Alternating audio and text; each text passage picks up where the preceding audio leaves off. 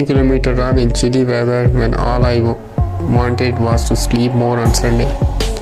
When you find a way to start the journey, somehow it takes you not just to the finish line but beyond. Show up and the rest will follow. I woke up late, feeling tired and lazy, tempted to sleep a little longer. But I pushed myself for a short run, no more than 2 kilometers.